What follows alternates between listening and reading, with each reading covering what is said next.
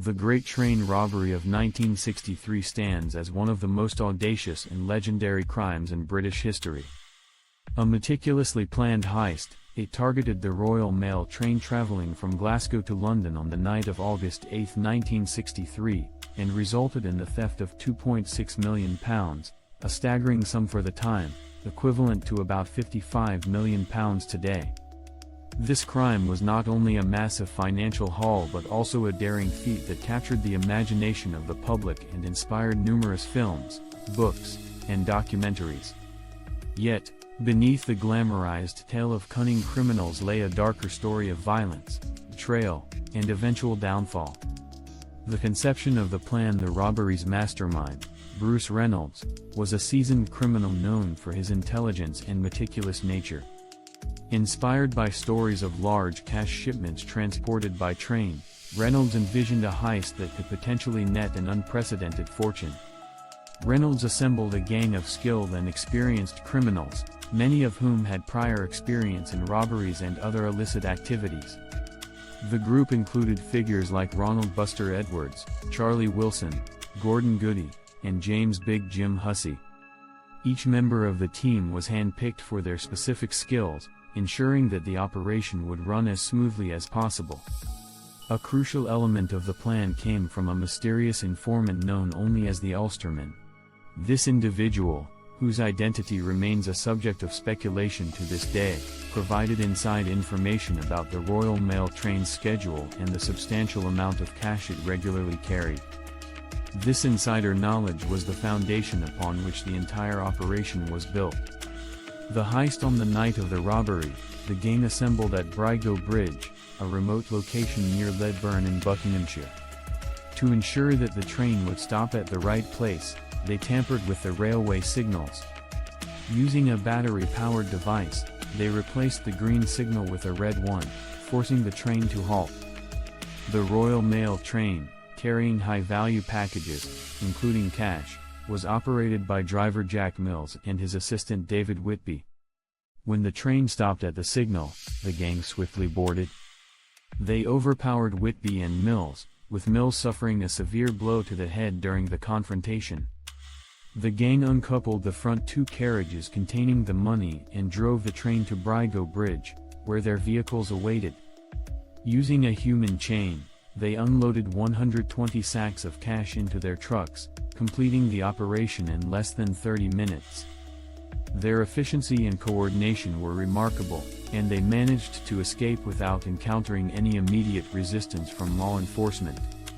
The escape to Leatherslade Farm. The gang's next move was to retreat to Leatherslade Farm, a secluded property they had purchased as a hideout. There, they divided the spoils, with each member receiving a significant share. They celebrated their success with a sense of euphoria, believing they had pulled off the perfect crime. However, this sense of triumph would prove to be short-lived. Leatherslade Farm was meant to be a temporary base where the gang could lay low and plan their next steps. However, their presence at the farm did not go unnoticed. Local residents became suspicious of the unusual activity and vehicles in the area, leading to tips being passed to the police.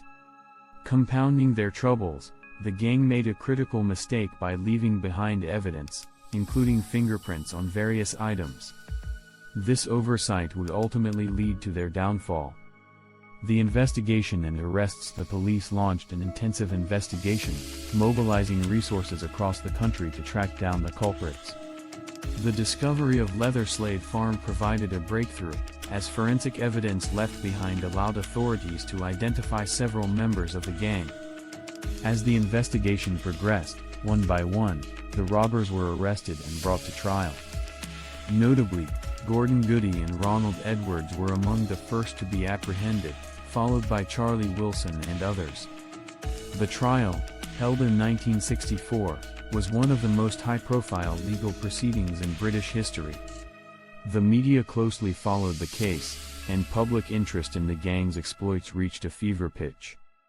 11 of the robbers were convicted and received lengthy prison sentences, with some being sentenced to 30 years in prison. The severity of the sentences reflected both the scale of the crime and the violence inflicted upon Jack Mills, who suffered long-term health issues from the head injury he sustained during the robbery. The escapes and the legend. Even after their capture, the gang's story continued to captivate the public. Some members, like Charlie Wilson and Ronnie Biggs, managed to escape from custody, further cementing their status as folk heroes in the eyes of some. Wilson's escape from Winson Green Prison in Birmingham was a bold operation involving a gang that broke through the prison gates to free him. He evaded capture for 4 years before being apprehended in Canada. Ronnie Biggs's escape, however, became the most famous. In 1965, he climbed over the wall of Wandsworth Prison using a rope ladder and fled to Paris, where he underwent plastic surgery to alter his appearance. Biggs eventually made his way to Australia and then Brazil, where he lived openly for decades. His life as a fugitive turned him into a media sensation, and he even profited from his notoriety by selling his story and memorabilia. Despite multiple attempts to extradite him, Brazil's legal system protected him, and he remained free until his voluntary return to the UK in 2001. The aftermath and cultural impact. The Great Train Robbery left an indelible mark on British culture and criminal history. While the gang's heist was initially viewed with a degree of admiration for its ingenuity, the violence against Jack Mills cast a shadow over their actions. Mills's declining health and eventual death were a stark reminder of the human cost of their crime. Financially, the robbery was only partially successful for the gang. Much of the stolen money was never recovered, leading to speculation about what happened to it. Some theories suggest it was hidden or laundered, while others believe it was squandered by members of the gang who struggled to manage their newfound wealth. The robbery's cultural impact has been profound, inspiring numerous books, films, and television series. Stories of the gang's daring and their subsequent escapes have become the stuff of legend, blurring the lines between fact and myth. The heist is often romanticized, but its consequences, including lengthy prison sentences and the harm caused to the victims, serve as a sobering counterpoint. The mystery of the Ulsterman. One enduring mystery of the Great Train Robbery is the identity of the Ulsterman, the informant who provided the gang with crucial inside information. Despite extensive investigations, the Ulsterman's identity has never been definitively established. Some believe he was a railway employee, while others suggest he was an underworld figure with connections to the Royal Mail. This unresolved question adds another layer of intrigue to an already fascinating story. Legacy. The Great Train Robbery remains a landmark event in the history of crime. It highlighted both the vulnerabilities of Britain's infrastructure and the increasing sophistication of organized criminals. The gang's audacity, combined with the scale of their haul, ensured that their story would be remembered for generations. Yet, for all its drama and intrigue, the robbery also serves as a cautionary tale about the consequences of greed and the inevitability of justice. Today, the Great Train Robbery is studied not only as a historical event but also as a case study in criminal psychology, forensic investigation, and the enduring allure of outlaw legends. The story of Bruce Reynolds and his gang continues to captivate audiences, serving as a reminder of a time when a group of criminals dared to challenge the system and, for a brief moment, succeeded spectacularly.